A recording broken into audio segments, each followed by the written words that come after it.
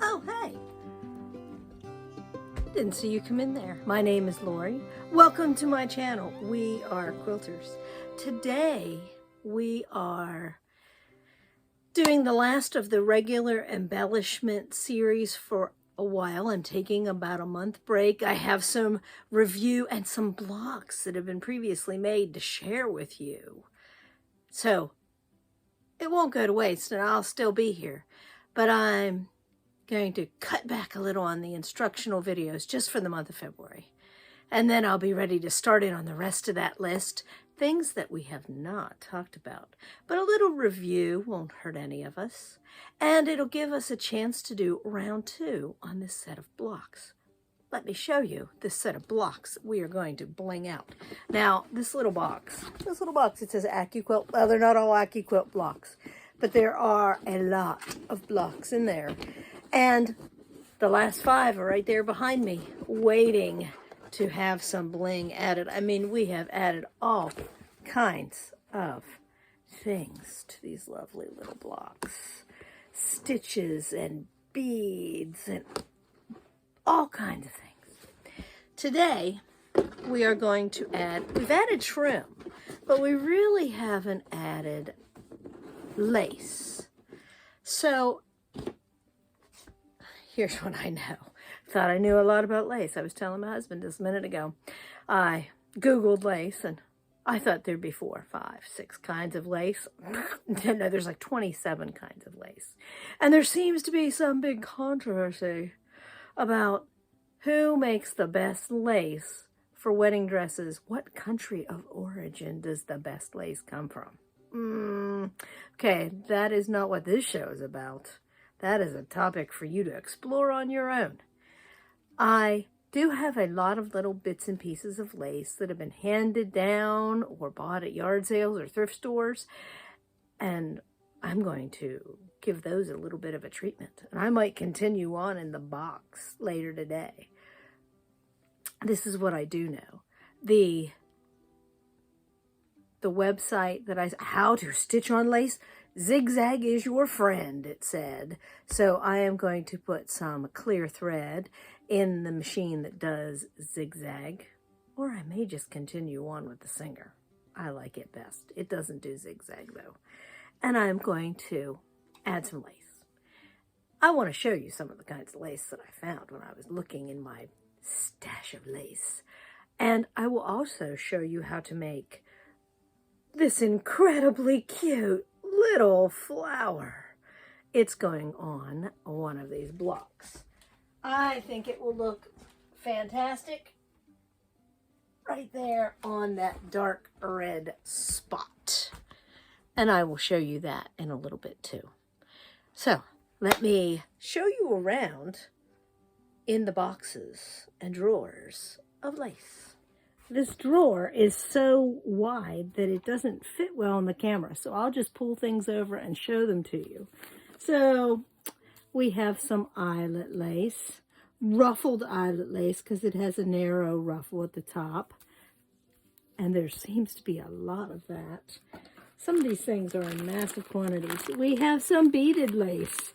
I know that I'm going to use some of that today, I think. And there's other things. There's cording, and there's peach-colored lace, and there's some of those trims. But the beaded lace has the bead already applied. It also has a ribbon underneath it already applied. Interesting. And we have some ribbons in here, and then we have spools, industrial spools of lace. A very thin lace, because this lace comes in a wide variety of sizes. And then there's a slightly larger lace.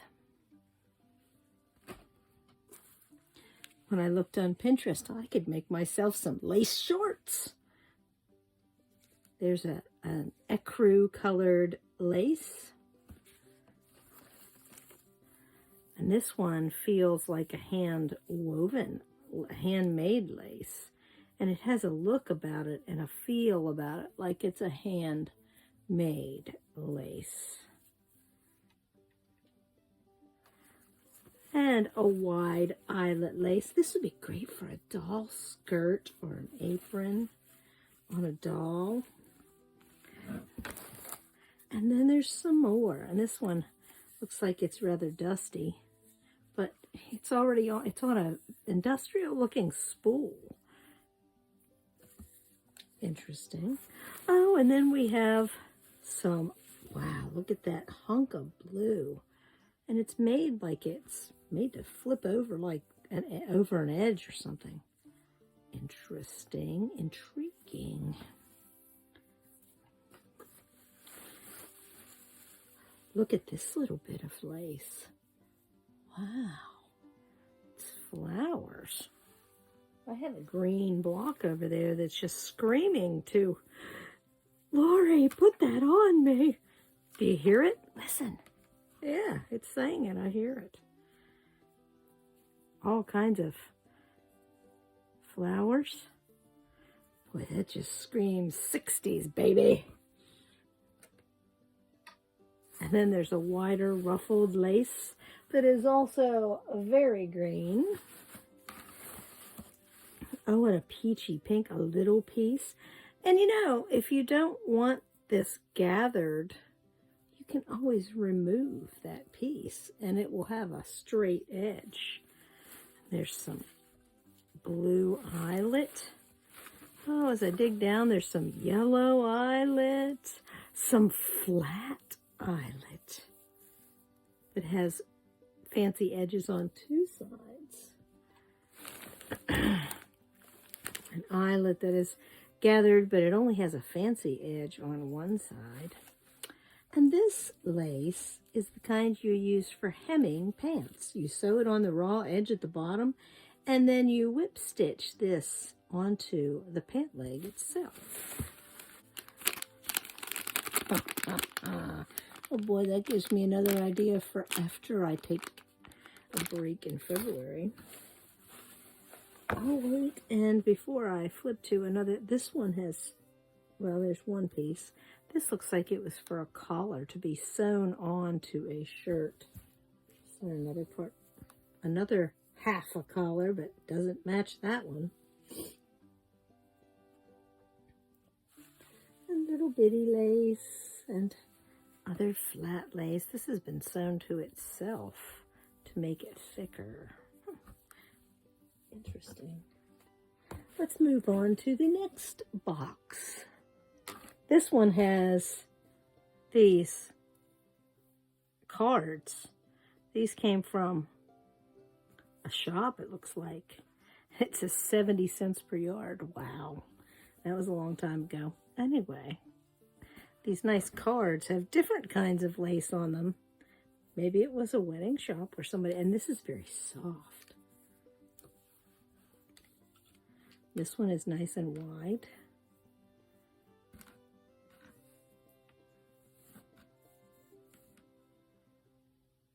Washable and color fast, 60 cents per yard. And then we have some different kinds of lace. This one is super wide. Wouldn't that make a nice cuff on a wedding dress with those little white buttons on it? I think it would. Fantastic. But look how wide it is. It's probably 6 inches wide. So that would be a great one too. And then we have ruffled lace. And it's has little polka dots and a fancy edge. And some trims that we're not dealing with today. But now that I know that they're in there. Haha. Look at that green. Nice green lace. And look, the whole thing was 50 cents. And it wasn't 50 cents a yard. It was 50 cents for the whole thing. And then I have one that has just bunches. It says beige on it, but it has more than beige. It has a peachy one, and these are all gathered ones. Plastic tooth from a comb, maybe, I don't know. And a pink one. Look at that. That pink one has a little bit of a shimmer to it. And red. And this one looks like a larger lace, more like a curtain kind of lace. And then there is some baby blue. And I know that there are other little pieces around, but this will be enough to do those 5 little blocks. So let's get started. Let's get those done. We are going to make this cute little button flower. Last week we did covered buttons, and there were 2 that were homemade and somebody crocheted on them. They don't have a shank, but they don't need a shank for this. We're going to put this one right here in a moment, but let me show you how to make this button. I took about 10 inches of lace from one of my spools, and it has a very fancy edge and a not so fancy edge. And I don't need the not so fancy edge to show. I do curl under the edge so that it will hold my knot. And then I go through it a second time because I want that knot to stay. And then I'm just going to do a very simple gathering stitch and pull it all up and tie it off on itself. So just a running stitch, not too big, probably about 1/4 inch or less per stitch. But this goes pretty fast. I just stay in that loose weave on the edge. I don't get in the tight stuff. And I take my needle as far as I can before I pull it up to the top. And I keep that sort of pulled together, sort of. And then I keep on, oh, there's just, I hit a spot that felt like fabric. I don't want too much of that. I want it just along the edge. Not anything really difficult.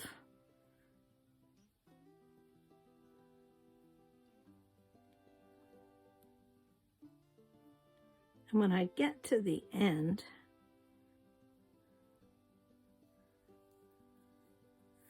I just make sure my thread isn't tangled. I pull it tight around, sort of tuck that other knot to the back, like so it doesn't show on the front.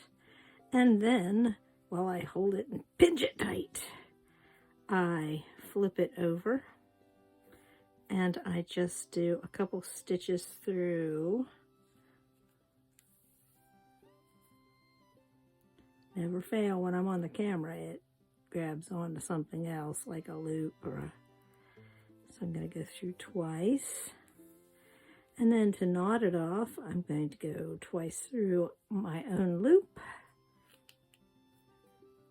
And there you have the flower. Now for the center of the flower, I hold it on there and I take my same thread up through, and I'm just going to use the knit of this button as the thing to sew on. That's why I use light blue thread to start with, so it wouldn't show on the button really, because if I had used off white, you'd see where I had done stitches to hold the button on. But I am going to try to keep them low so they won't be visible when the flower is all done. And I'm just catching the edges of this like I would any regular old applique. Kind of reminds me of the cockades they used to wear on hats during the Revolutionary War to show their pride or which side they were on. And they would wear these fancy buttons on the sides of their hats, usually with more than one row of fancy. And I'm back to the beginning of where I started to sew that button on. So I'm going to go to the back and knot my thread again through itself so it does not the button does not come off. And there you have a fancy little button flower. Isn't that cute? And to sew it on, you sew it on just like you would a button. You put it on there, you hold it, pinch it down, and you put a few stitches here in the middle down and up through the back, and it will hold it on and pull it in flat. It will be gorgeous. And then later on, in another round, I will probably come back and add some beads or add some French knots or add some embroidery so that it's an even fancier flower. Let's get on with some other trim. Let me grab the blocks. If I lay this lovely daisy lace on here, it kind of blends right into all that busy. So I did take a piece of this eyelet lace and lay underneath it, but that's still pretty busy. So then I got to, this was also in there, and I know I'm not messing with ribbon today, but this is going to go under the lace. That is so much better. And then I picked up this piece, and that along the edge, we have two kinds of lace for one kind of ribbon, and because it covers up some of that block, it's a big improvement. So let me set this aside to be sewn in a few minutes. And this, I don't know what purpose this serves, but I'm going to double it over so it has blue behind blue, and I'm going to add a piece of that right there. Throw the extra in the box. I have two very busy blocks left. Let's see what we can do to help them out. This one, this plaid, I think would benefit from a piece of lace going each direction. I think that would be good. Oh, where's the end? Oh, there it is. So, and later on, if I felt the need to, I could come back and put beads or French knots or something in those open spaces to give it a little more pizzazz. I think I'm going to add 3 pieces of lace. And this looks like it's been tea dyed because it has more tan in some spots. So that one will take care of that. And then I have the last little block. I'm not sure what I should do. I love this lace, but I don't think, well, I don't think that's quite it. It speaks to me. Oh, look at that. That half a collar. That might be just the trick. It's busy, but it would cover a lot of space, and it would be sewn down, and I could come back and I could do some other fancy things to that maybe that would calm that down too. Or would it be better with this collar? Let's check this one out. Since there were 2 half collars, I don't know what that was all about. I do like that little row of green.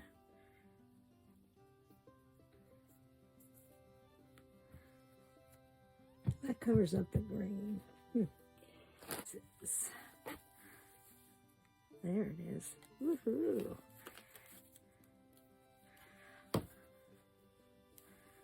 That looks like Grandma threw up on it. Ooh, no, I don't think that'll be what I need. Right now, this is in the lead. And you know, I think what I should do, and I've done this in the past, you can, when it's lace like this, and I know that the other part of the collar is not anywhere to be found, you can set the lace pieces free if you're careful where you cut.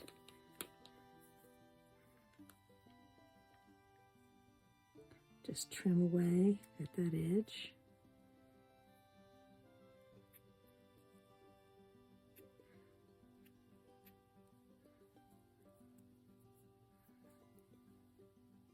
Oh, it does have, I'm looking to see if it has any more leaf like this, and it does down here. So I'll trim that off so it can keep its leaf. Oh.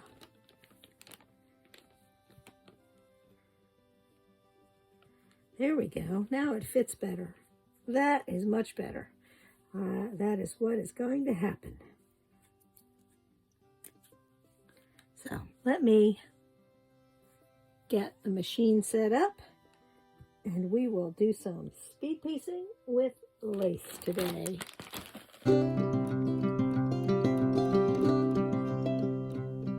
Now the fun begins with the invisible thread. As I set up my machine, I need to set my tension at 0 so that it doesn't pull the bottom thread up, or just plain stretch the thread.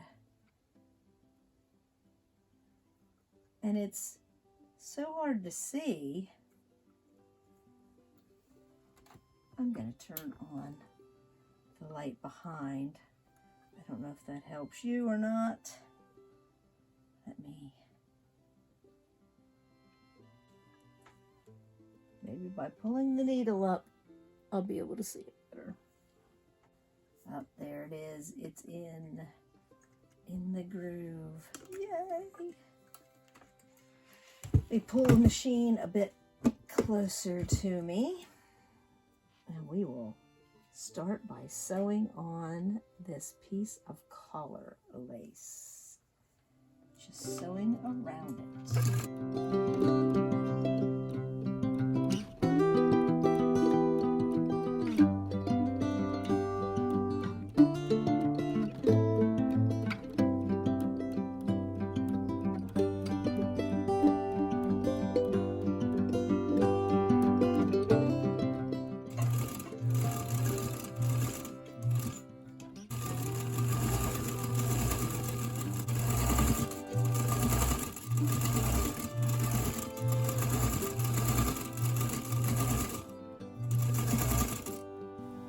The invisible thread occasionally goes crazy, and then I have to wind it because it unwinds itself in a flurry of motion. And there we have it.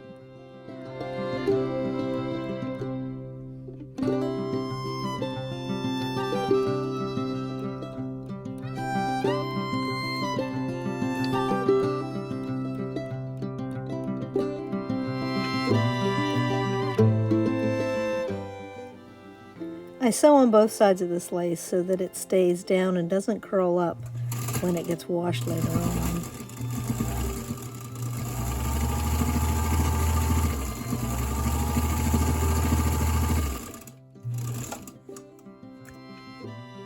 And now it's time for the block show.